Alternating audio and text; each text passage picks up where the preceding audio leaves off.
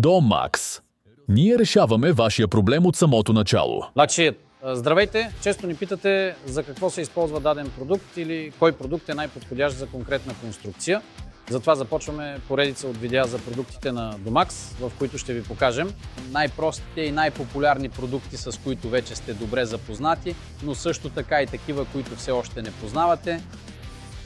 Планките за греди се използват предимно от професионалисти при изграждане на тавани. Благодарение на тях не е необходимо гредите да се поставят една върху друга,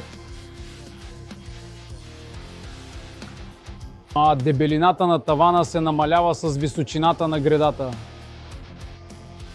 Можем да свържем перпендикулярна греда към дървена греда или дървена греда към бетонна или тухлена стена. Всички наши планки за греди са изработени от висококачествена стомана. Те са покрити с антикорозионно покритие и всяка една е сертифицирана. Всички имат както отвори за винтове, така и отвори за анкери. Защото ако вземем 60 мм винтове, тогава ще се срещна тук, ще разцепим дървото.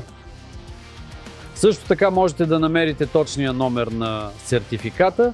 Гредата се закрепва с винтове. Ако гредата е широка и ни позволява, поставяме комплект винтове от всяка страна. Ако както в този случай гредата е по-тясна, трябва да ги поставим на редуващ се принцип, така че винтовете да не се застъпват. Винтовете не се припокриват вътре в гредата. Защото ако вземем 60 мм винтове, тогава ще се срещнат тук, ще разцепим дървото. Това не е добре. Това е закрепването. Точно по този начин. Монтажът с ВБ е най-лесен. Той се използва предимно на места, които после остават невидими, когато конструкцията на къщата е завършена. Затова, ако искате тези стоманени елементи да бъдат по-малко видими, използвайте планка от серията VBZ, с други думи, там където крилцата са скрити вътре в скобата. И така, имаме тази връзка повече или по-малко.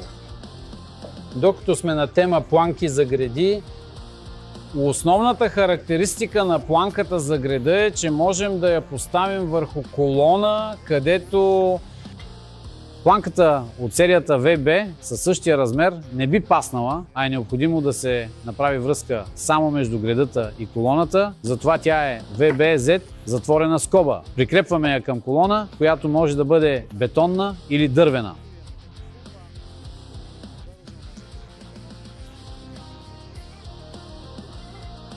Това е здрава, солидна и конструктивна връзка. Понякога се налага да окачим греда, която е доста широка и с нетипична ширина. Такава скоба няма да намерите в стандартната оферта. Поради тази причина имам за вас двукомпонентни планки лява и дясна. Монтирате ги по същия начин като стандартните скоби, което означава, че тази част и това крило не се закрепва към носещата част.